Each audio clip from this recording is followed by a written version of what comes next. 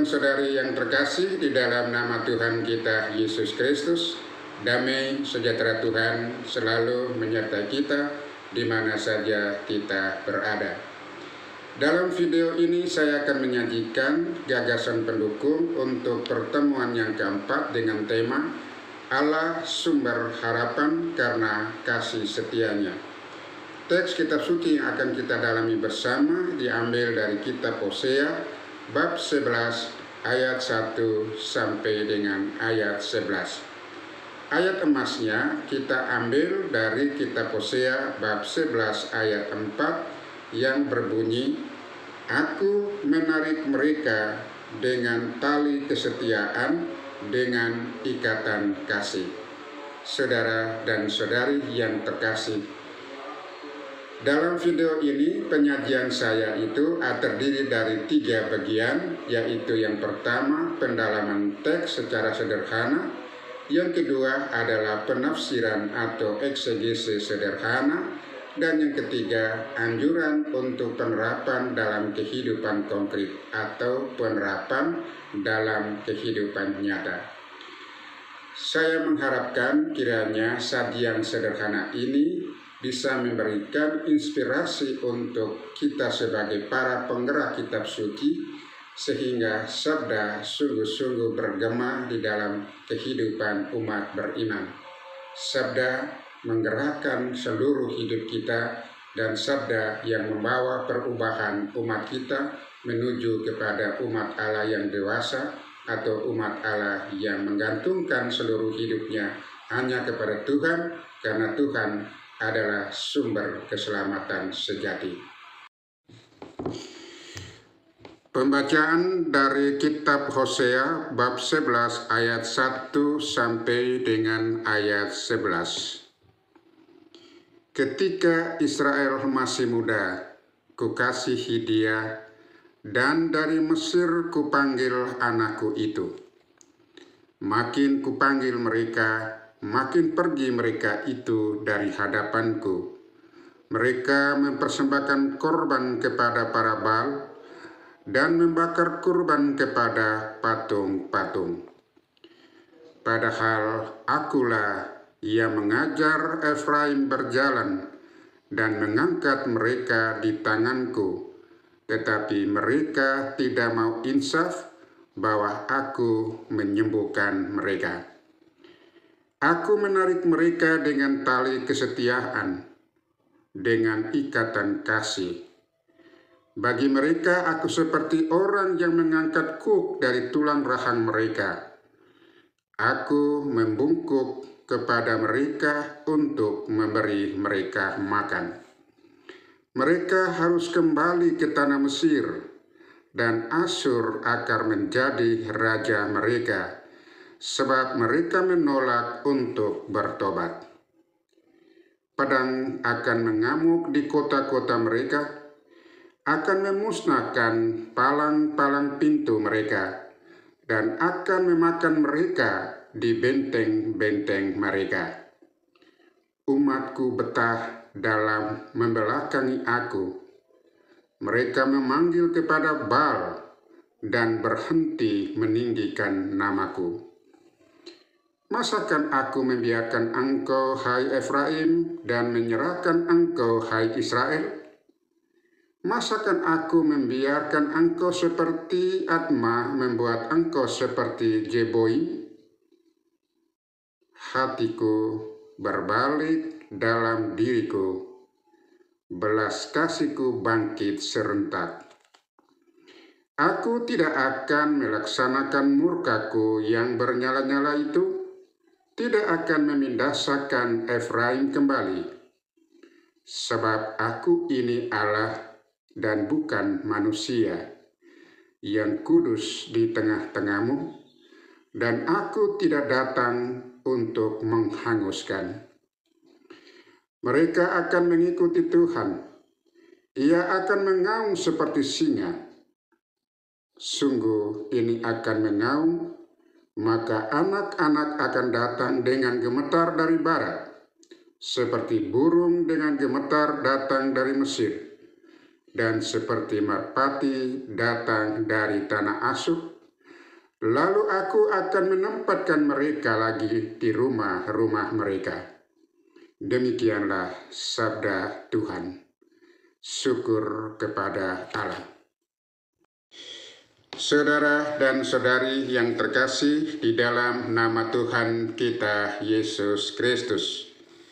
Bacaan yang barusan kita dengar yang dikutip dari kitab Hosea bab 11 ayat 1 sampai 11, di situ membicarakan tentang kemurahan Tuhan yang memilih dan memanggil bangsa Israel untuk menjadi anak-anak kesayangannya. Perikop ini kalau kita baca secara mendalam, kita akan menemukan bahwa bacaan ini dibagi atas 3 bagian. Bagian pertama dimulai dari ayat 1 sampai dengan ayat 4. Dan bagian ini berbicara tentang kenangan awal dipanggilnya orang Israel dari Mesir dan diangkat menjadi anak-anak Allah. Bagian ini juga mengungkapkan apa yang dilakukan Tuhan untuk menjamin kelangsungan hidup bangsa Israel sebagai anak-anak kecintaannya. Bagian yang kedua ini dimulai dari ayat 5 sampai dengan ayat 7. Bagian ini menyebutkan tentang dosa orang Israel yang membelakangi dan meninggalkan Tuhan. Bagian ini merupakan pengembangan dari dosa orang Israel yang telah disebutkan secara khusus di ayat 2. Jika di ayat 2 ini hanya disebutkan tentang Baal sebagai sembahan baru orang Israel, dalam bagian ini disebutkan juga nama tempat, yaitu Mesir dan Asyur, yang bisa memberikan pelajaran kepada mereka. Mesir merupakan tempat mereka ditindas, sedangkan Asyur diproyeksikan akan membuat mereka ditindas lagi. Ini merupakan peringatan bagi bangsa Israel kalau mereka tidak setia kepada Tuhan atau berbalik kepada Tuhan. Sebutan Mesir dan Asyur merupakan bernada ancaman. Sudah dijelaskan bahwa Mesir merupakan tempat mereka ditindas dan Asyur diproyeksikan akan membuat mereka akan tertindas lagi. Bagian yang ketiga dimulai dari ayat 8 sampai dengan ayat 9. Bagian ini berbicara tentang status dan identitas Tuhan.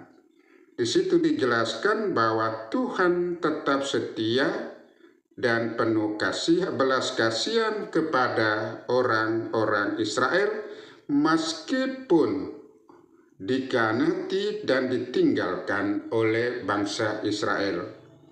Tuhan tidak akan membinasakan bangsa Israel karena Dia adalah Tuhan, yaitu Allah yang hidup. Tuhan sungguh mencintai kehidupan, bukan kematian umatnya. Saya sekali lagi mengulangi, Tuhan mencintai kehidupan, bukan kematian umatnya.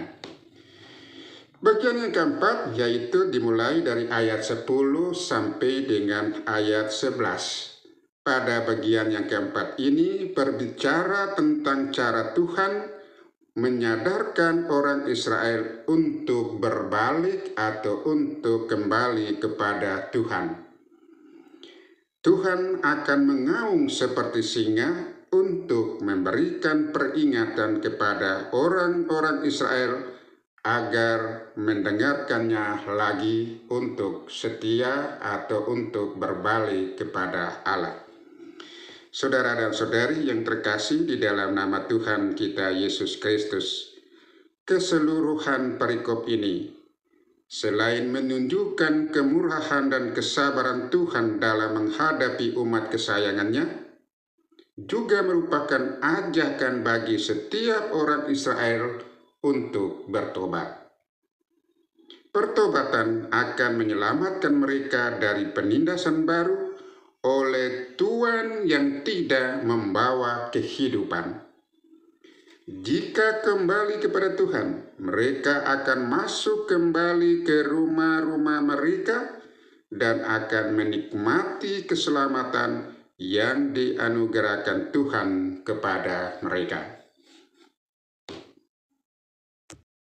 Saudara dan saudari yang terkasih di dalam nama Tuhan kita Yesus Kristus, kalau kita mencermati secara mendalam bacaan dari kitab Hosea bab 11 ayat 1 sampai 11, sekurang-kurangnya kita menemukan 4 unsur pokok sebagai bahan permenungan kita. Unsur yang pertama yaitu kasih Tuhan dan pengasuhan Israel. Unsur yang kedua yaitu Israel, anak yang tidak setia. Unsur yang ketiga yaitu Allah dan kebaikannya atau Allah dengan cintanya yang tanpa batas. Yang keempat, Tuhan mengaum dan Israel gemetar. Unsur yang pertama, kasih Tuhan dan pengasuhan Israel.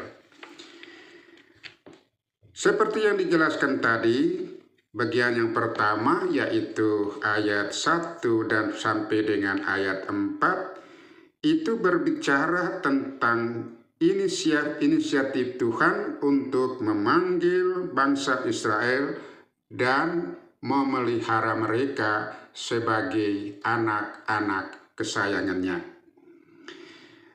Ada beberapa tafsiran yang menyebutkan bahwa hal ini sebagai adopsi Israel oleh Tuhan agar mereka menjadi anaknya.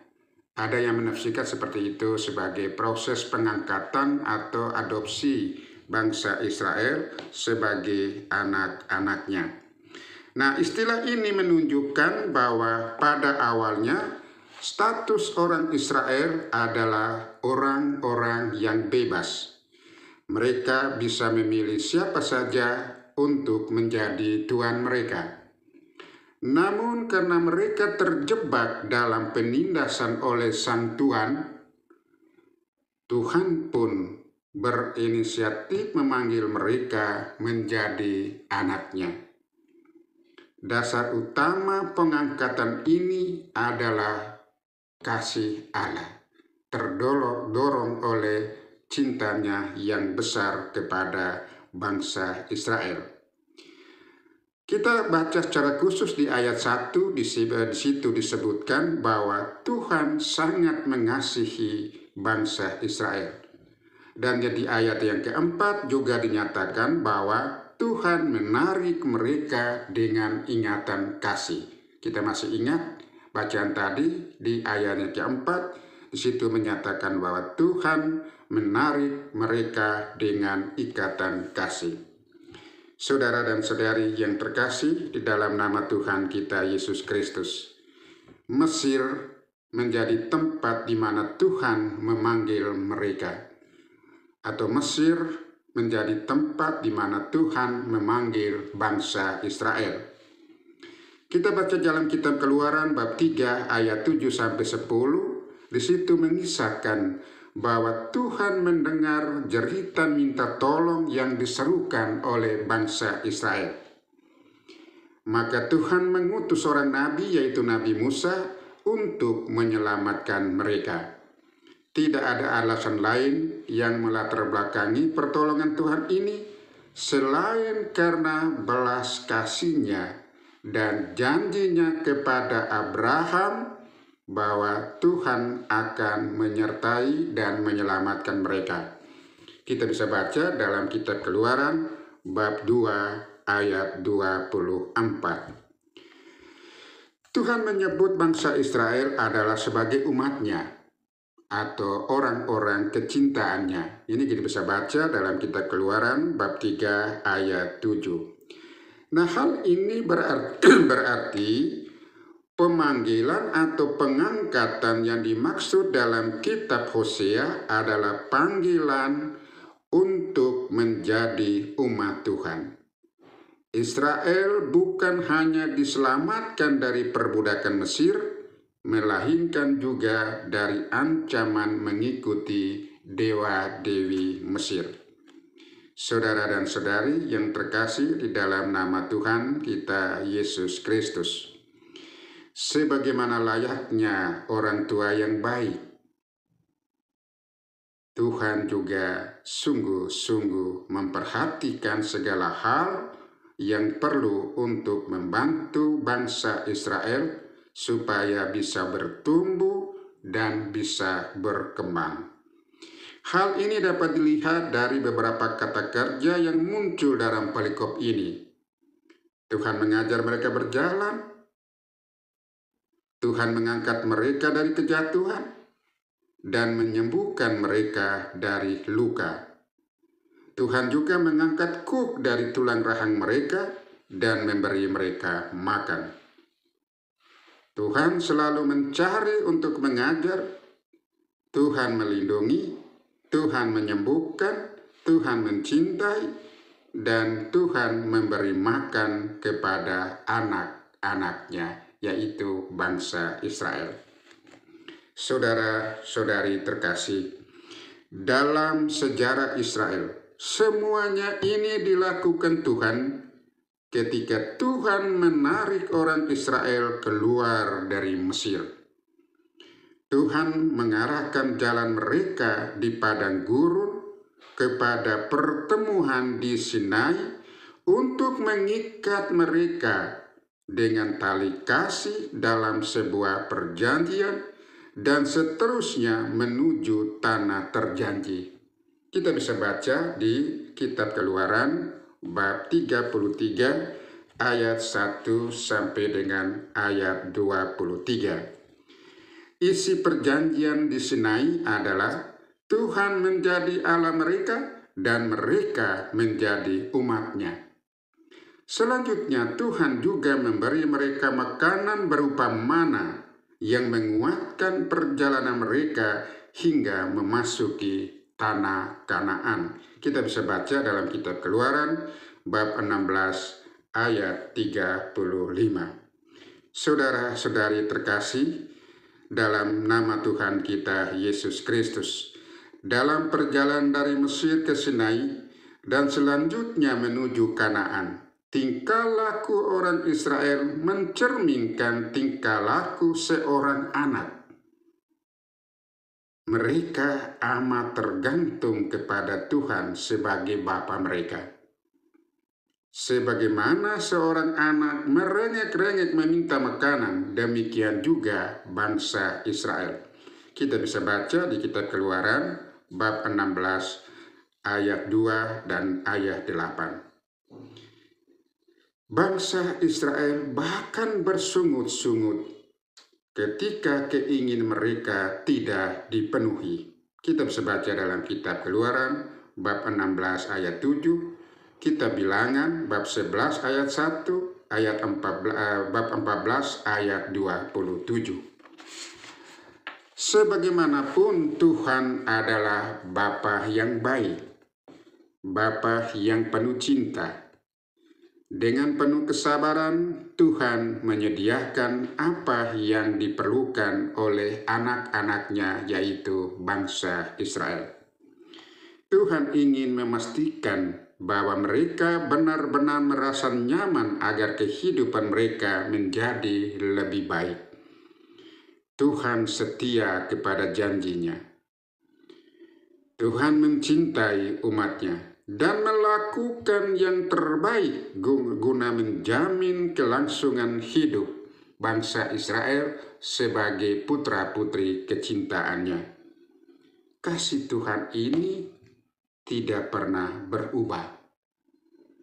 Dalam perjalanan sejarah Israel, Tuhan selalu menunjukkan kesetiaannya kepada bangsa Israel dengan berbagai cara.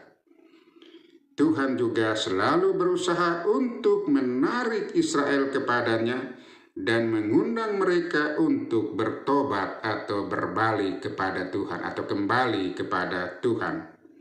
Semuanya itu dilakukan demi kebaikan orang-orang Israel sendiri atau karena terdorong oleh cinta kasih yang besar dari Allah kepada bangsa Israel.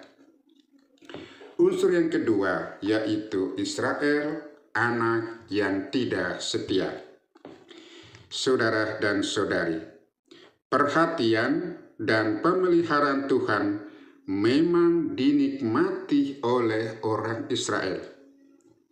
Tetapi sayangnya mereka tidak menunjukkan kesetiaan terhadap Tuhan. Cinta Tuhan tidak dibalas dengan hal-hal yang mengembirakan. Dalam perikop ini terlihat amat jelas bahwa sejumlah ketidakkesetiaan orang Israel yang menguji kesabaran Tuhan.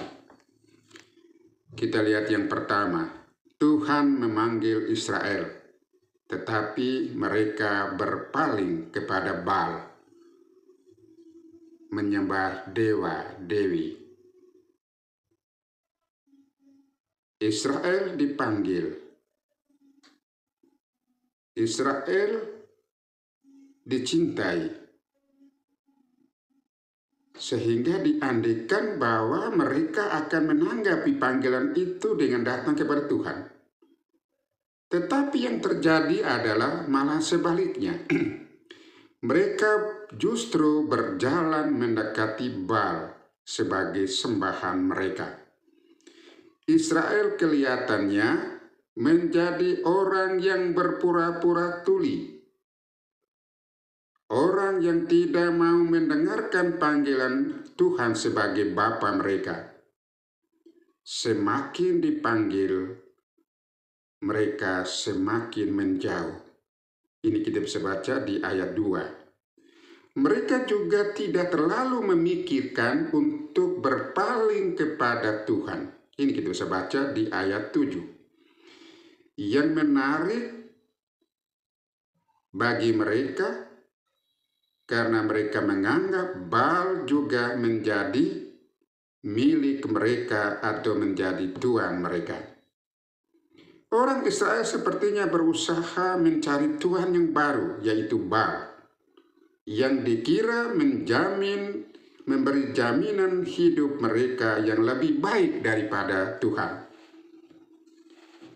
Yang kedua, Israel menyembah para Baal.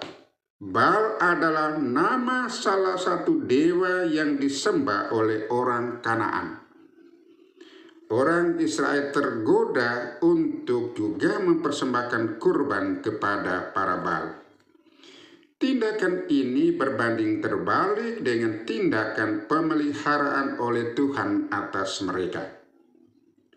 Dari Tuhan, mereka mendapatkan segala sesuatu yang diperlukan bagi kehidupan mereka. Tetapi mereka malahan mempersembahkan apakah yang diberikan Tuhan bagi mereka itu kepada pihak lain. Karena menyembah banyak Baal, mereka harus memberikan banyak kurban juga. Hal ini menjadi ironis karena mereka sendiri dipelihara oleh pihak lain. Orang Israel belum mendiri karena mereka masih anak-anak sebagaimana yang disebutkan pada ayat 1.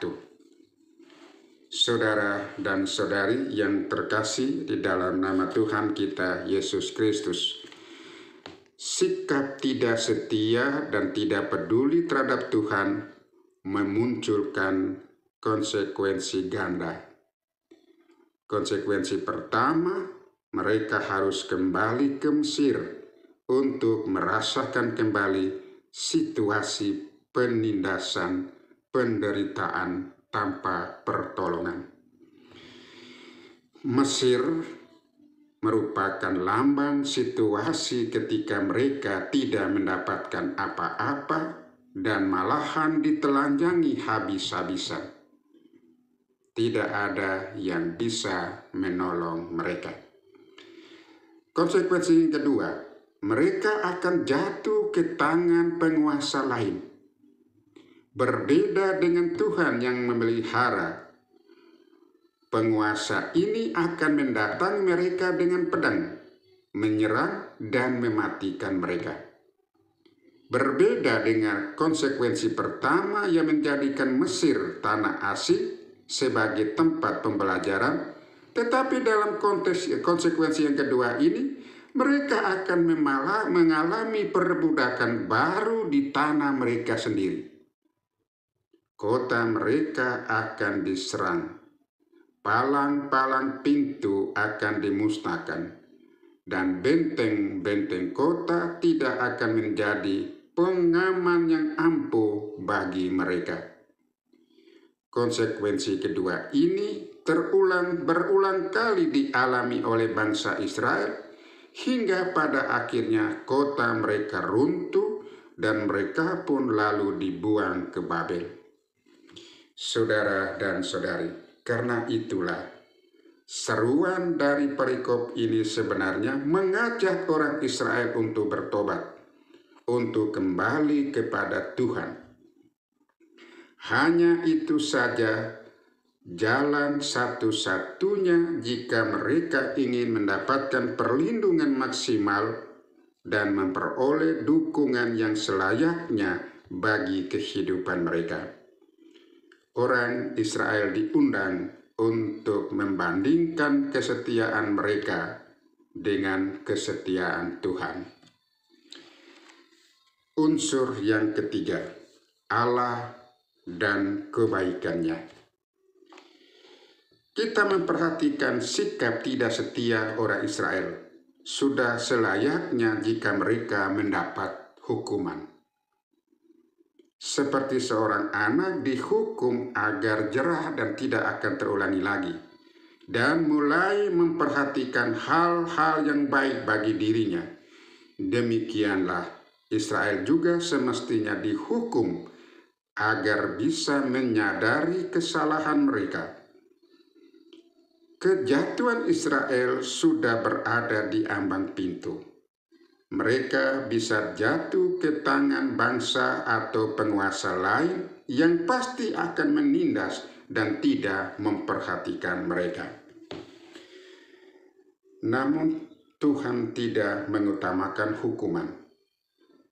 Tuhan memutuskan untuk tidak menghukum bangsa Israel dan tidak akan melampiaskan kemarahan Tuhan kepada mereka.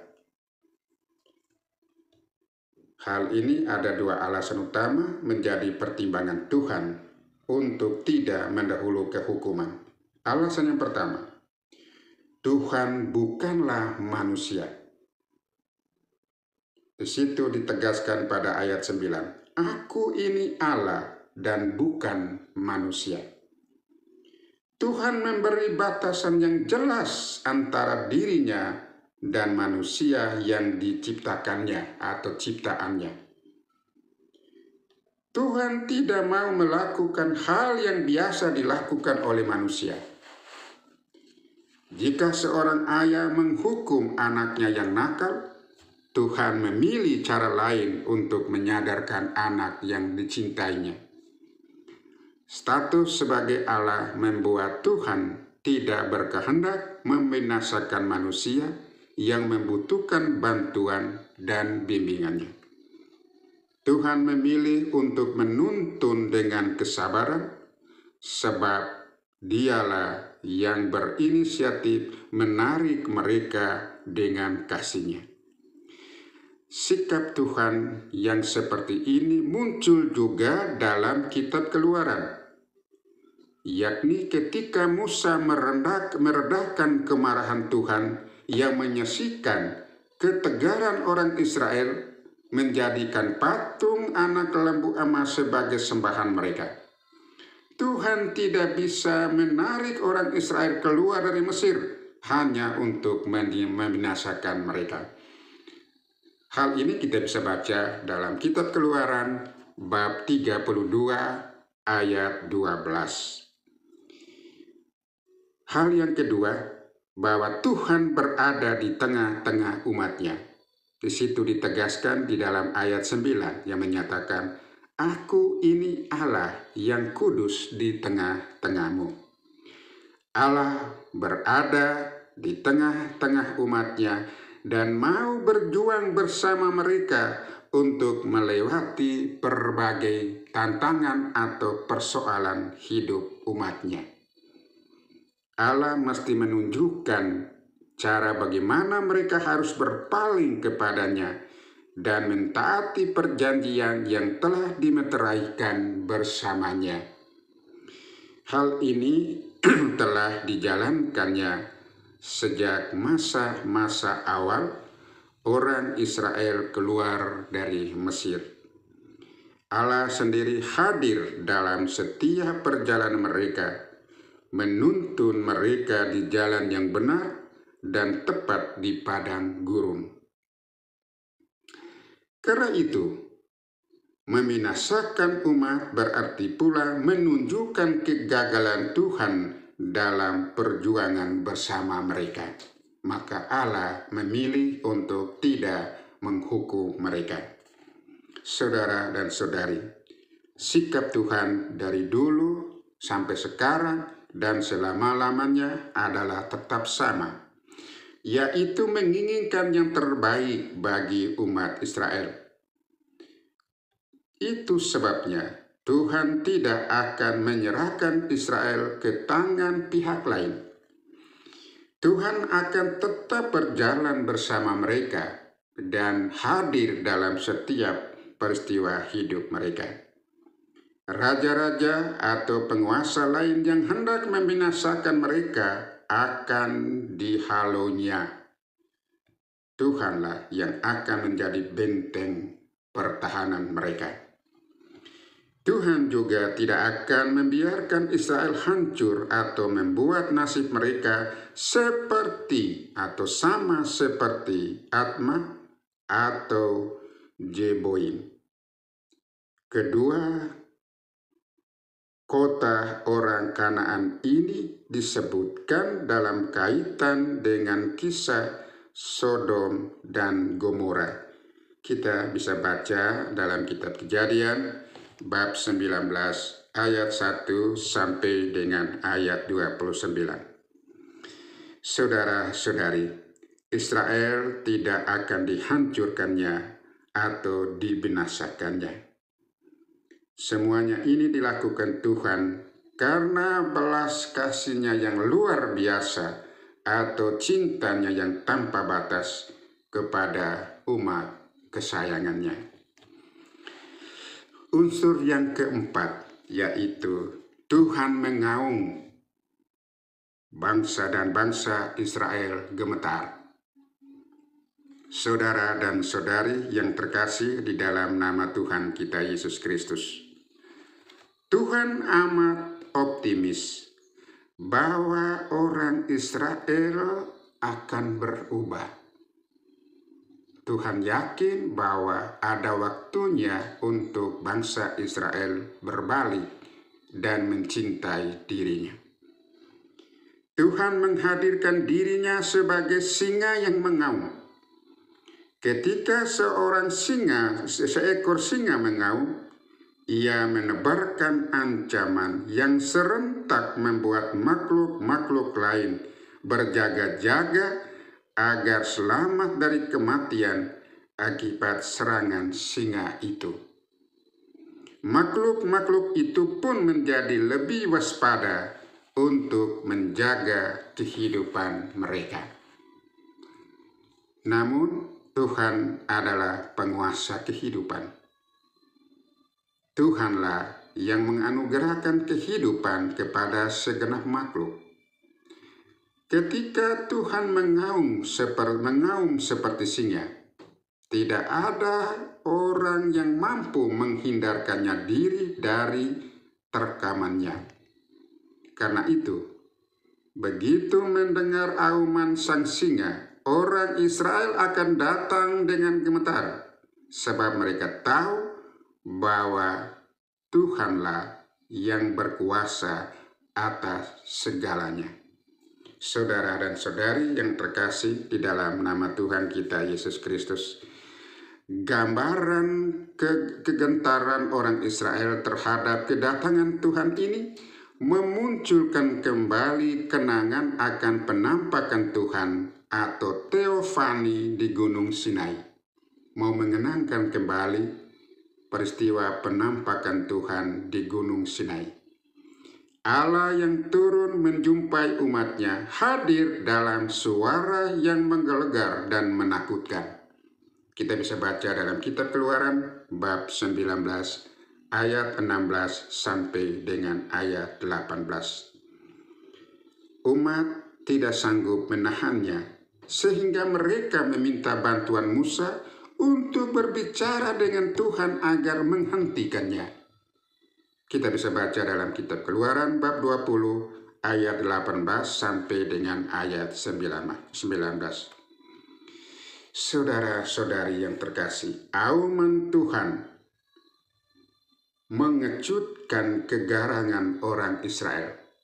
Sambil gemetar ketakutan, mereka datang dari berbagai tempat di hadapan Tuhan.